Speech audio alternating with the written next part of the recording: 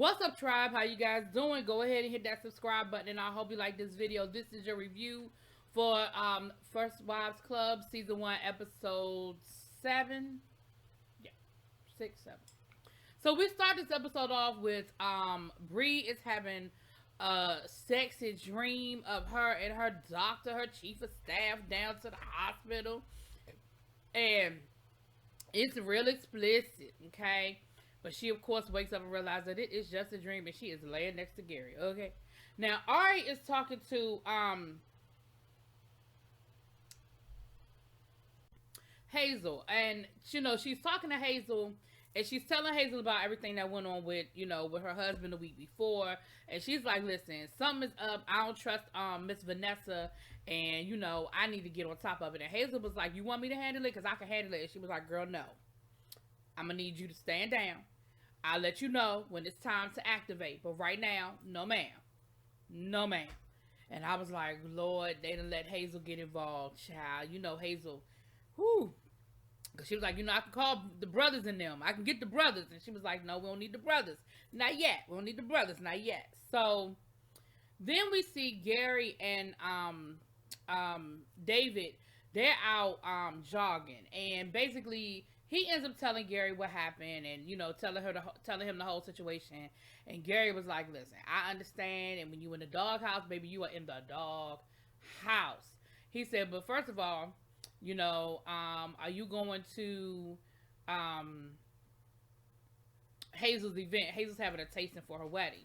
And he was like, well, I wasn't really thinking about going. He was like, nah, you need to go. And you need to bring Hazel, a gift, because a way to a woman is through her best friends. And he was like, yeah, you know what, you're right. So, they talked about that. Then Bree is at work, and of course she runs into Dr. Brainard, and he's with another, female doctor. She's Asian, and basically, he runs off because he said he's got to go take care of a call.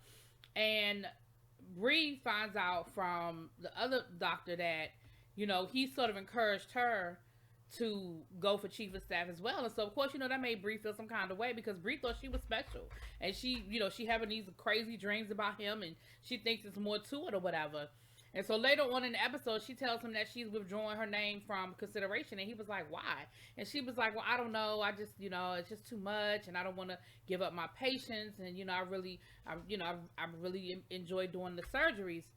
And so then she said, and I mean, you have other people anyway. Like, I'm not the only person.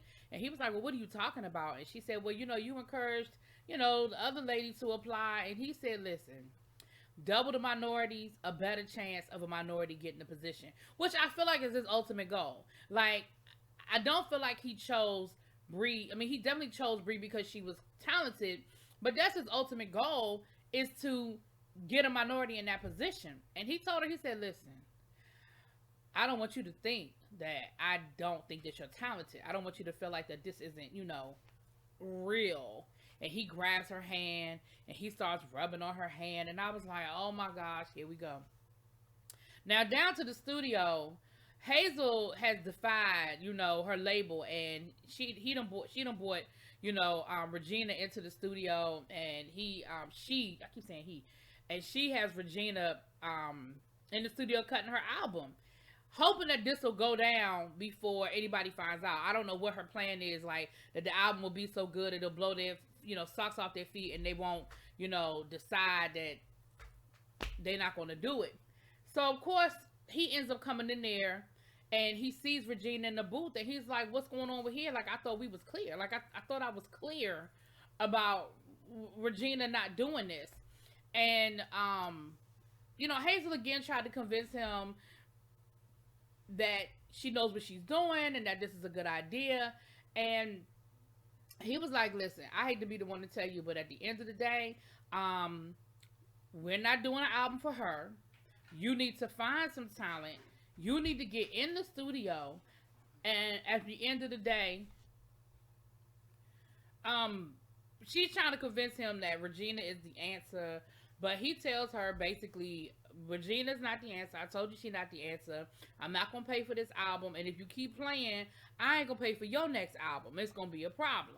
Um, so Hazel has to try to tell her that that's it, that's a wrap.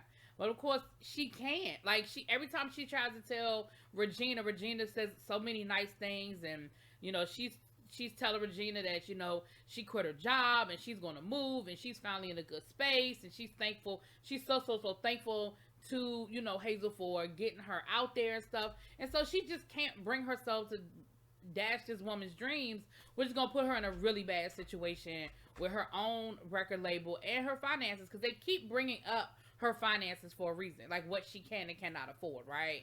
So I think I think that's setting us up for something. Now down to Jayla's job.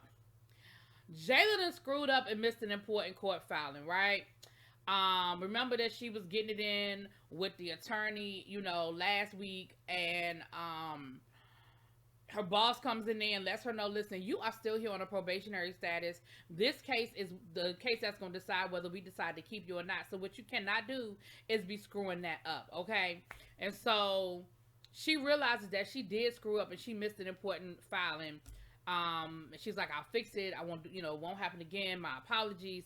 So then she ends up calling him up, and they go out to dinner, and she talks about how, listen, we got to keep this strictly professional. This can't happen again. And I'm sitting here and I'm like, but y'all are sitting here having this whole romantical evening with the wine on the table. Like, if you was trying to have that type of moment, then y'all should have went down to the bar, sat at the bar, had a conversation like you did the last time. Because at the end of the day, what you doing, if somebody were to come through there and see y'all sitting there, it looks like a date. So she's already talking about how this is inappropriate, how the two of them aren't supposed to be doing nothing or getting into anything, that it could be a problem. And so he tells her point blank, he said, listen, I hear what you're saying, and I don't want nothing to get screwed up either. Like, at the end of the day, this will mess up my relationship my job as much as it would mess up yours. So you're good, you're cool, but let me be very clear when I tell you, as soon as this case is over, I have every intention of dating you. So what's up? You good? We good?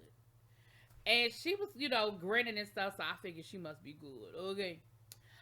So we are at the tasting, and, of course, Hazel has this, these courses of tastings that are, high end stuff I could barely pronounce, that kind of thing.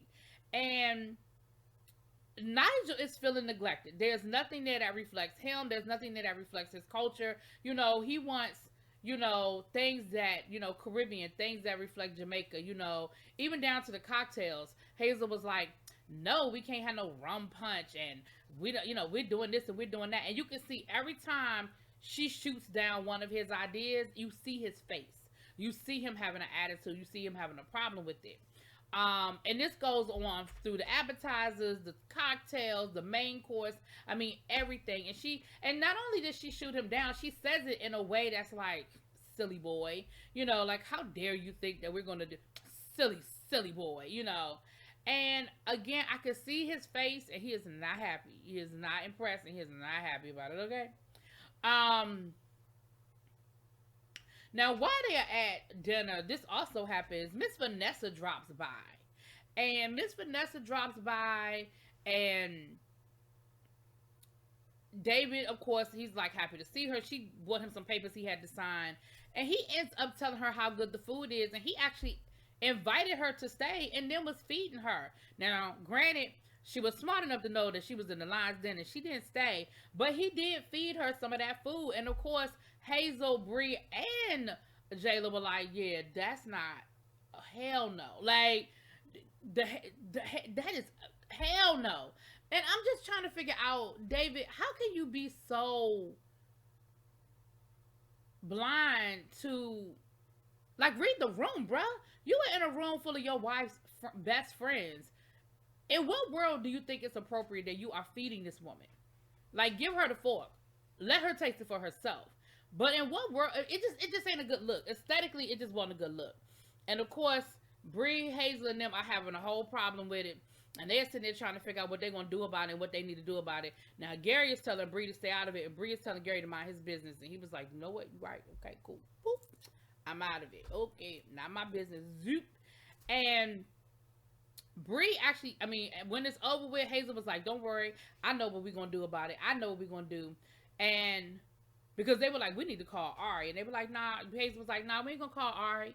I know what we're gonna do." And she ends up calling her daughter-in-law. I mean, her stepdaughter. Remember the stepdaughter that found her all of the files last year and all the hidden accounts last year? Mm-hmm. So she was able to hack into Ari's calendar and de facto for Ari's calendar be able to get into David's calendar. And come to find out that David is going to be at this weekend retreat situation, and they are going to plan something around the fact that he's going to be at this retreat all weekend, and Ari is supposed to be there with him. Now, Gary is going to be there because David actually asked Gary if he'd be interested, because, we know Gary is writing again and he's getting back into that. And so he was like, "Yo, if you want to do some pieces for me, I can help you. Ebony wants to do some profiles for me, but the catch is they want the person to write it to be somebody that knows me." And so Gary was like, "Yo, I'm there. Like, thanks for the opportunity." So he's going to be at this retreat as well. So de facto, Bree might be there. I don't know. Or Bree might be home, and this might be an opportunity for Bree to, be doing some things she don't need to be doing. I'm just saying. Anyway, Nigel ends up, disappearing, and Hazel want to know what his problem is. And he told her, he was like, "Listen, you totally disrespected me and disregarded me. Like, this is my wedding too, and you're acting like I don't have a reason, I don't have a right, and I shouldn't feel no kind of way. And then the way you dismissed me was disrespectful, and I don't appreciate it." And instead of Hazel saying, "You know what, my bad," she was like, "Well, in America, the wedding is about the woman. All you need to do is just show up. I don't understand why you have a problem with it." And so I was like, well, that's not a way to influence people, win friends and influence people, okay? But she's so busy dealing with this situation with Regina, and I think it just goes straight over her head, and she doesn't realize that. I think he is really, truly, like, mad. Anyway, that was the episode. Y'all let me know what y'all think. Drop it in the comments. Peace.